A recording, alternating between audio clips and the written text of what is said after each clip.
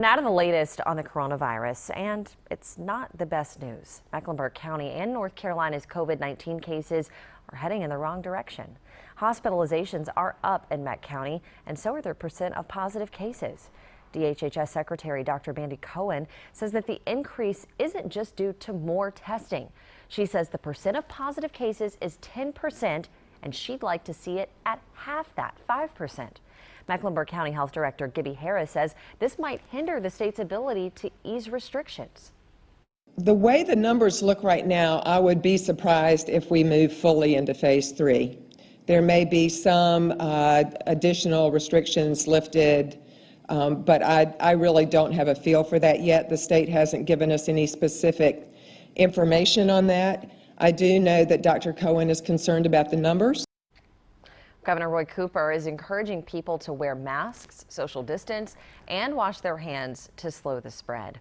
Mecklenburg County is currently testing about 2,000 people a day, but the state wants the county testing even more, and they're working together to expand that. We know people have encountered long lines at mobile testing sites, and some have even been turned away. One man told us he tried to get tested at several locations, but found the wait almost 3 hours long.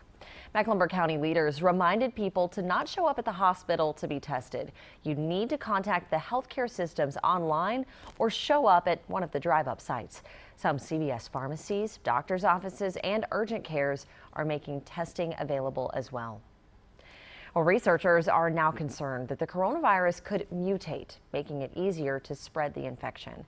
Scientists at the Scripps Research Institute in Florida say that the mutation affects the outer coating of the virus that it uses to get into cells. The change could make it easier for the virus to infect human cells. More research is needed, but some experts worry this could alter how the pandemic plays out. South Carolina also seeing a big jump in cases, but that's not stopping state leaders from easing more restrictions. Yesterday, Governor Henry McMaster declared a new state of emergency and announced bowling alleys can reopen. Reporter Aaron Edwards explains the steps one owner's taking to protect customers. Bowling is back in South Carolina after being closed for almost 3 months. Today's the first day that bowling balls are being thrown out here, and it's been nice to hear.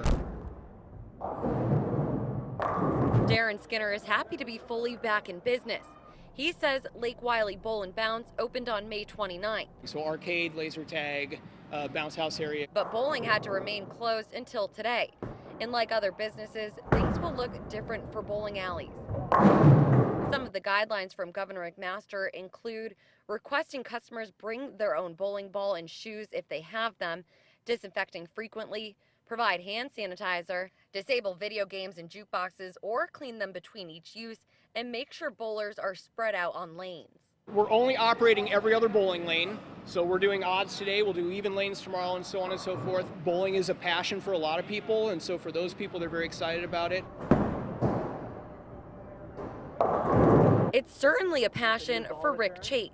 We bowl on Thursday nights, the Thirsty Thursday League. Ready to throw a few here, and hopefully my arm will be all right. But there's still a looming fear of the coronavirus for many, especially after today.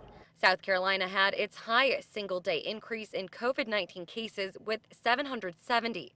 That brings the total number of cases to 17,170. We totally understand people who say, I don't feel comfortable, I don't think it's right for me. We respect that, and I think people can make their own choices and do what they feel is right for them and for their family. Well, that was Aaron Edwards reporting. The governor's order also lifted some restrictions for retail stores. Businesses were only allowed to operate at 20% capacity, and now that's changed to 100%. They also don't have to enforce social distancing on their property. The order also gets rid of the 50-person limit on outdoor gatherings, if those gatherings are at government buildings. Overnight, we learned Governor Cooper signed a bill to make it easier for North Carolina voters to get absentee ballots for this fall. The new law expands options for registered voters, allowing them to receive an absentee ballot request form. More than $27 million would go to election boards for things like ballot equipment and security upgrades. And a warning here from Gaston County. Officials say if you got an unsolicited pre-filled absentee ballot request form in the mail, do not use it. If you send in that form, it will be rejected because absentee ballot forms can't be partially printed or pre-filled. A third-party organization in Washington sent those forms, but the state has told them to stop.